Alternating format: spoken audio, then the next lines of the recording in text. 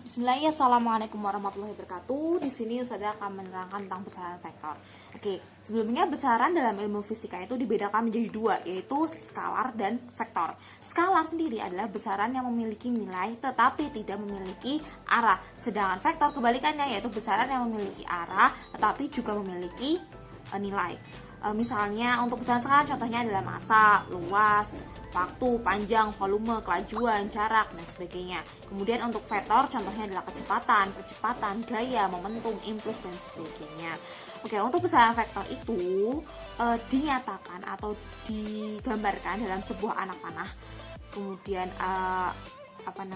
panjang anak panah itu menunjukkan besarnya vektor dan arah anak panah menunjukkan arah vektor. Contohnya seperti ini.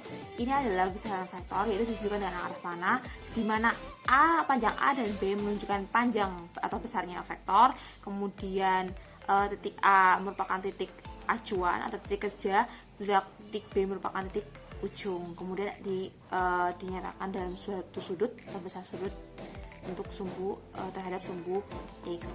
Kemudian sebuah vektor apabila dinyatakan sama, vektor A dan vektor B itu sama, maka panjangnya dan arahnya itu sama. Misalnya vektor A sama dengan vektor B, maka arahnya ke sana, sama-sama ke sana, dan besarnya atau panjangnya itu sama. Nah, untuk panjang vektor, misalnya panjang vektor ini A. Kemudian kalau 2A berarti 2 kalinya A. Segini ditambah 2 kalinya. Kalau 3 kalinya A berarti 3 kali A. Ini, dan ini, seperti itu. Kalau negatif A berarti berlawanan arahnya, dari yang ke sana jadi ke sana. Jadi negatif ini hanya menunjukkan arahnya yang berkebalikan. Untuk kemudian selanjutnya adalah menjumlahkan dan mengurangkan vektor. Untuk menjumlahkan atau mengurangkan beberapa vektor itu dinamakan dengan resultan atau disimbolkan dengan R. Untuk menjumlahkan vektor itu menggunakan dua metode, yaitu metode grafis dan analisis. Grafis itu gambar ya. Untuk penjumlahan dan pengurangan itu hanya menggunakan metode grafis, tidak bisa dianalisis atau tidak bisa dihitung berapa besarnya suatu vektor tersebut. Contoh penjumlahan vektor itu ada 3 cara. Yang pertama adalah untuk menggunakan metode poligon, kemudian metode jajaran genjang, ada lagi menjumlahkan dengan menggunakan metode segitiga. Contohnya, misalnya ada vektor ke sana, vektor A, vektor B, dan vektor C. Kemudian kita mencari resultannya atau menggambar resultannya. Kita masukkan A yang arahnya ke sana, kemudian B arahnya ke sana, dan C arahnya ke sana. Nah, dari sini A, B, C. Digarislah resultannya. Berarti di sini adalah penjumlahan vektor. Jadi hanya bisa digambar saja. Kemudian untuk jajaran genjang, bedanya adalah jajaran genjang bentuknya. Kalau poligon itu tidak beraturan, kalau jajaran genjang itu bentuknya seperti jajaran genjang. Jadi misalnya ada 2 vektor yang A kemudian dilanjutkan dengan B. Kemudian kita cari resultannya, set penjumlahan dari A dan B. Seperti ini gambar untuk jajaran genjang. Sekarang untuk metode segitiga hampir sama dengan tadi jajaran genjang, bedanya adalah langsung dari A, B, resultannya seperti ini. Dan untuk mengurangkan vektor hanya cukup untuk membalikan vektor yang ada. Misalnya A dijumlahkan dengan B, udah A ke sana, kemudian lanjutkan dengan B yang tadi yang ke sana dibalik ke sana. Jadi arahnya berlawanan dengan arah sebenarnya. Jadi A dikurangi B. Sama untuk vektor yang bertitik tangkap sama, misalnya A ke sana, B ke sana, ya udah tinggal dibalik B-nya ke sana. Seperti itu. Jadi resultannya A dikurangi B, seperti itu. Itu hanya untuk penjumlahan dan pengurangan, hanya memperoleh hanya menggunakan metode grafis saja. Kemudian kita akan melanjutkan ke menguraikan vektor. Nah, apabila ada suatu vektor, misalnya ke sana kita mereng gitu ya, kita bisa menguraikan ke sumbu X dan ke sumbu Y seperti itu. Nah, seperti ini. Ada sebuah vektor sana, vektor F. Kita bisa menguraikan ke sumbu X dan ke sumbu Y. Ini ada sumbu X. Ini sumbu X, ini sumbu Y. Kita uraikan.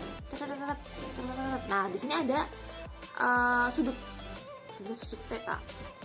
Kita itu bisa menguraikan, jadi dari faktor yang sana kita uraikan ke sumbu X, kita uraikan ke sumbu Y. Gimana caranya? Kita mencari sumbu X, misalnya kita mau cari besarnya ini kan, berarti yang ditahu ini cos cos samping per miring. Berarti kan cos theta per sampingnya ini misalnya fx ya. Samping fx cos sami samping per miring. Berarti kan fx per miringnya f. Berarti besarnya f berapa? Besarnya f sama fx sama dengan f cos theta. Ini untuk menguraikan di sumbu x. Sekarang kita menguraikan ke sumbu y. Berarti f y. Gimana caranya? Kita cari pakai sin theta. Sin theta berarti apa? Sin demi ya depan. Ini kan sama kayak ini besarnya. Berarti kan fy depan per miringnya f. Berarti mencari fy sama dengan f sin theta. Ini untuk menguraikan di sumbu x, ini persamaannya. Kemudian lanjutnya contoh. Misalnya contoh ya nomor 1. Misalnya ada sebuah vektor dengan kecepatan besarnya 20 meter per sekon dengan arah membentuk sudut 30 derajat terhadap sumbu x positif. Tentukan komponen vektor terhadap sumbu x dan sumbu y. Misalnya ada suatu vektor, ini sumbu x, sumbu y, sini sumbu x, ada vektor. Kemudian ini besarnya 30 derajat. Dari sini v besarnya 20 meter per sekon. Tentukan komponen vektor terhadap sumbu x. Berarti kita uraikan ke sana dan uraikan ke sana. Ini berarti vx, ini vy. Jadi kita cari berapa besarnya vx. Rumusnya pakai rumus yang ini yang sumbu x. Berarti kan v cos theta atau v sama dengan 20. Cos theta-nya berapa? Cos 30. Cos 30 berapa? 20 dikalikan cos 30 sama dengan setengah akar 3. Berarti berapa? Coret-coret 10 akar 3. Sekarang VY sama dengan V, ini rumusnya sin theta.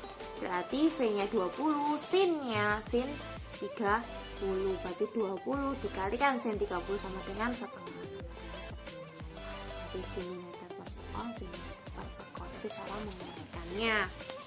Kemudian apabila ada suatu vektor yang bertitik tangkap sama, jadi dari sini ada tadi cuma satu nih vektornya, tadi cuma satu vektornya ke sana. Nah sekarang ada dua titik tangkapnya, ada satu titik tangkap dan ada dua vektor f1 dan f2. Gimana cara rumusnya? Kalau penjumlahan rumusnya udah pasti ya, fr itu akan sama dengan akar dari f1 ini dikuadratkan, f1 kuadrat ditambah f2 kuadrat ditambah ini 2 kali f1 f2 cos theta. Jadi ini rumus pastinya seperti ini ya. Ini untuk penjumlahan. Kalau untuk pengurangan sama, cuman ini digantikan kurang aja. Berarti kan fr sama dengan akar dari f1 kuadrat ditambah f2 kuadrat dikurangi 2 f1 f2 cos theta. Seperti itu. Itu untuk menentukan besaran resultan pada titik tangkap yang sama. Seperti itu. Nah, untuk mencari selanjutnya kita akan menghitung soal nomor 6 yang A. Seperti ini ya gambarnya. Untuk vektor ke sana, ada vektor ke sana, ada vektor ke sana. Kita jumlahkan vektor-vektor ini. Caranya gimana?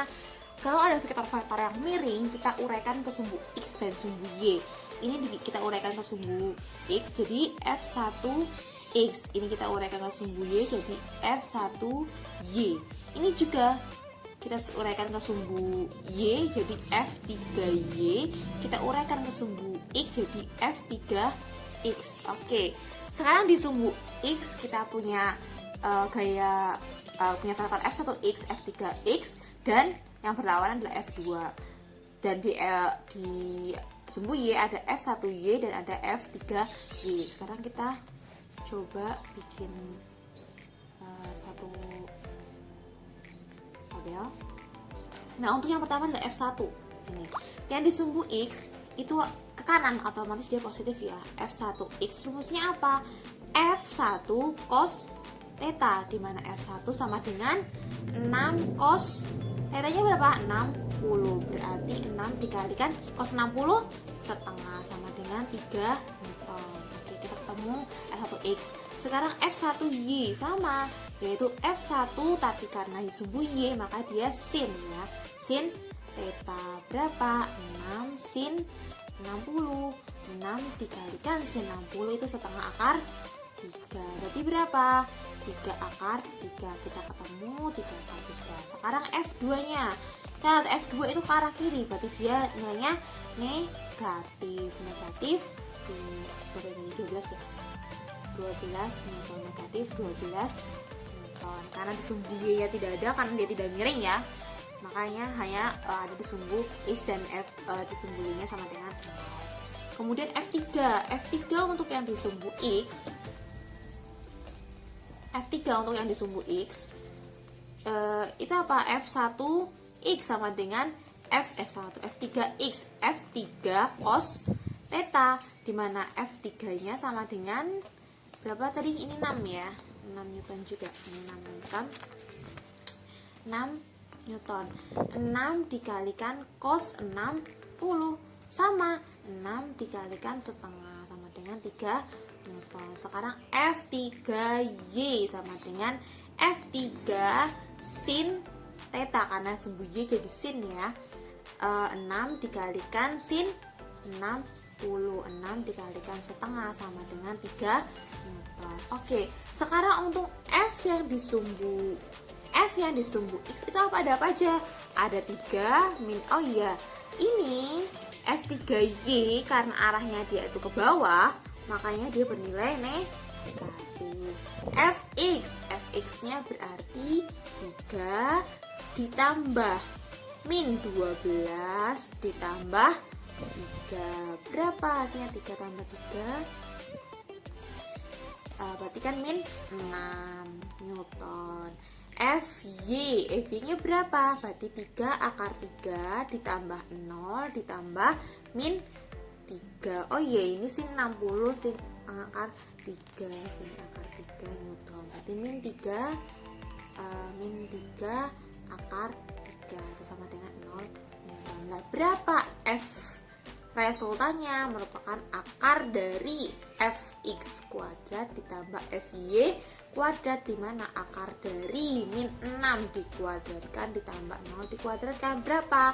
Akar 36 ditambah 0 sama dengan 6 Newton. Untuk arahnya adalah tan theta, dimana tan theta sama dengan Fy per Fx. Fy nya berapa? Fy nya sama dengan 0 per min 6, akan sama dengan 0 dibagi 6, 0.